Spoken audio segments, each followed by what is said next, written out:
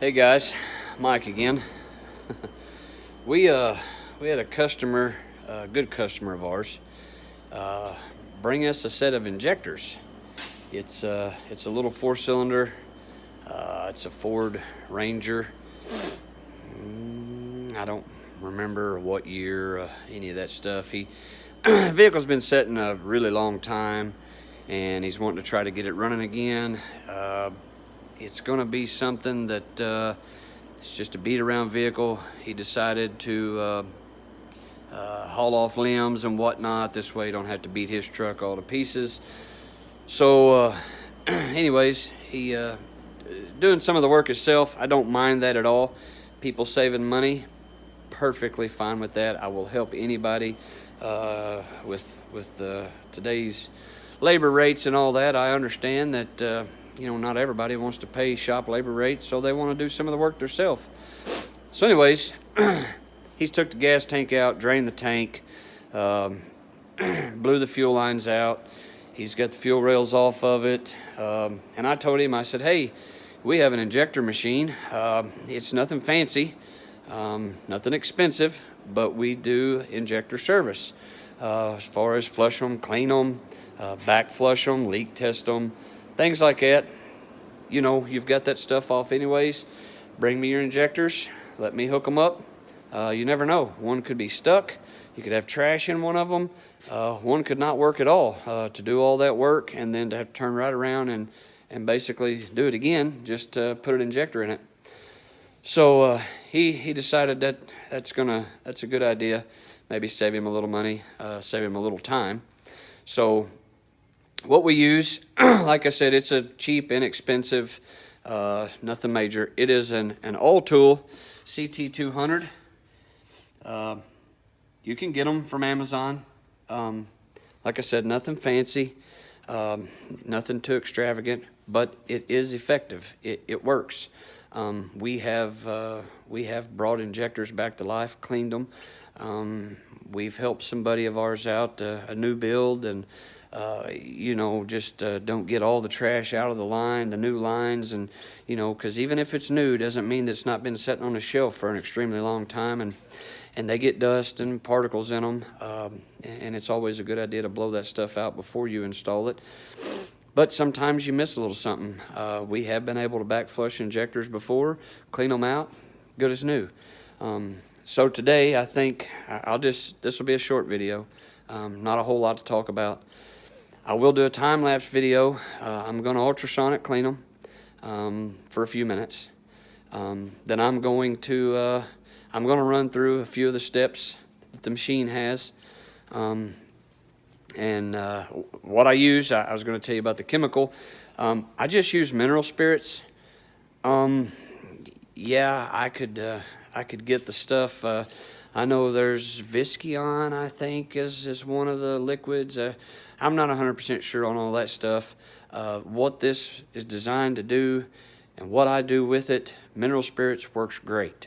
I'm not flowing your injector to figure out the pound per hour and this and that, which I mean, we could do the math and get an idea of what it's doing.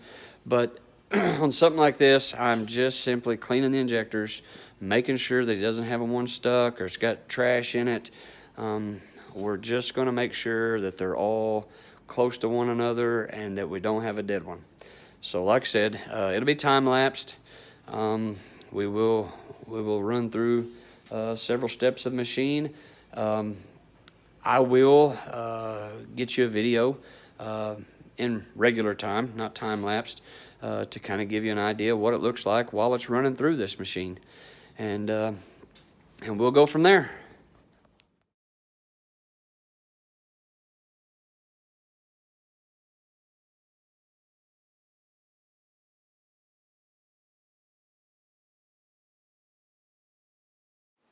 That was the ultrasonic cleaning. Rather boring, I know. Just did a short time lapse.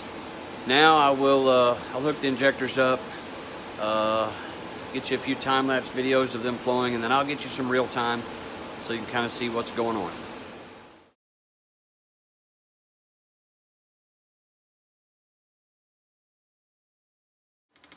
So this is the idle test. Not a whole lot going on there. Like I said, it did come out of a 4-cylinder in a Ford Ranger. The injectors, they don't put out a whole lot at an idle.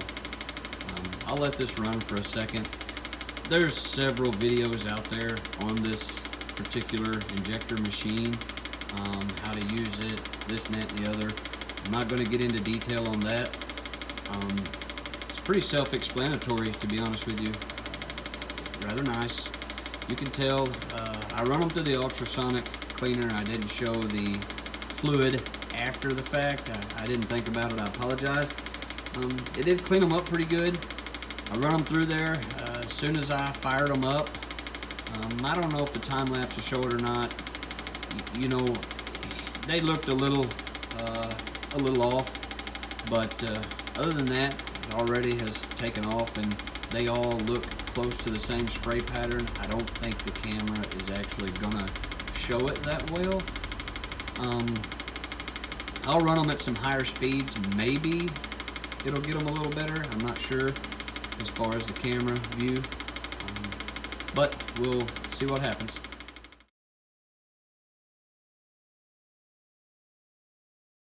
What we'll do next is the shifting speeds test.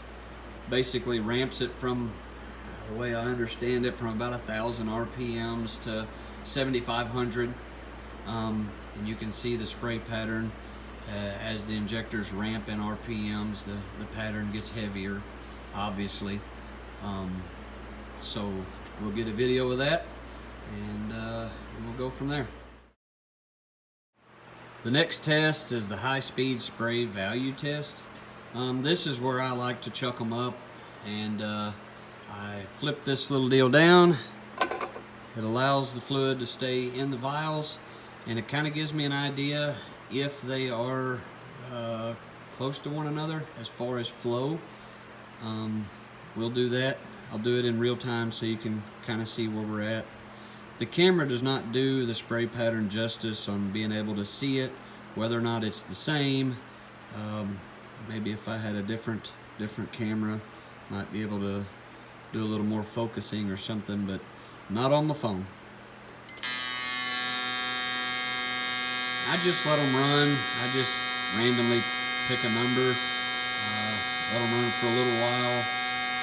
You can kind of see the vials filling up. You see some of the injectors are kind of spraying to the front of the vial, whatnot. Well, that's just because the way I have them chucked up. Some of them may be crooked, some of them may not. But you can see, I mean, they're all fairly close. I don't suspect that a factory injector is going to be dead on. I've did enough of them to know that as long as they're really close, that's about as good as it's going to get. You will beat yourself to death trying to find the injectors that all flow the same. This one here, one of them looks to be 20 milliliters below the highest one. So is that bad? I don't know. It seems to be pretty common. Chevrolets seem to be the ones that have the closest tolerance. Again, this is a Ford.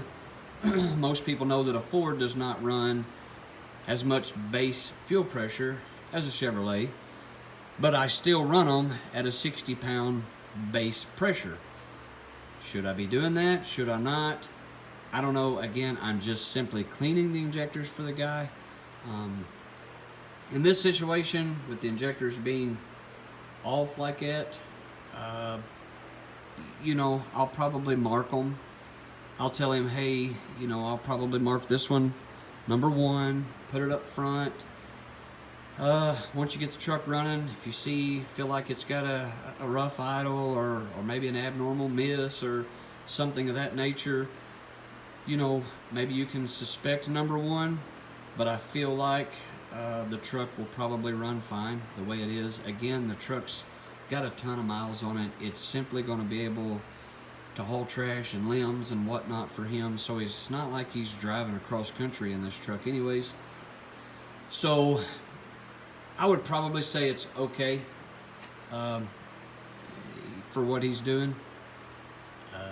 Had this been a newer vehicle, something with a lot less miles on it, you know, we might say, hey, listen, we've got an injector that's not flowing quite as good as the others. Why don't we pick one up? We'll throw it in here, we'll flow it, we'll see. Again, though, this thing is just an old pickup that he's going to use for nothing more than hauling limbs and whatnot. So I'll do one more time lapse of a few other tests, just to, I don't know, run them through. Maybe that one will come around some.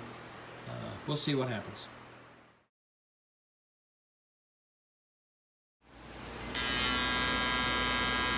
Ran through a few more tests.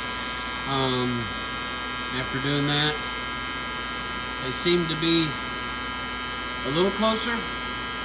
Well, actually about 10 milliliters closer, to be honest.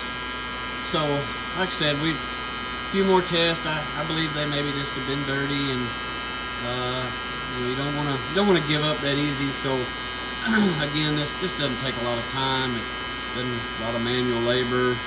Just kind of stand here and watch it. Now we're somewhere in the ballpark of about between the highest and the lowest, we're 10 milliliters difference.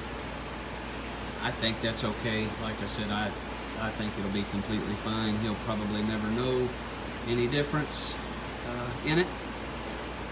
So we hope you like this video of our Autool CT200 injector service machine. I know it's not a long one, nothing fancy, just kind of some of the stuff we get into here.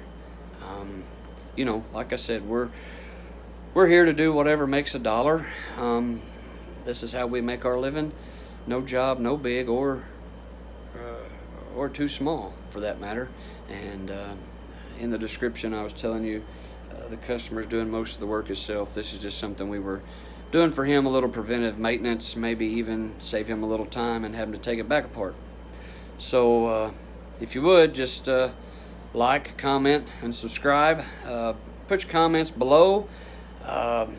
You know, we're going to do the best we can do to reply to all the comments, and I don't care if they're good, bad. You know, I hope everybody likes the channel. Thumbs up it.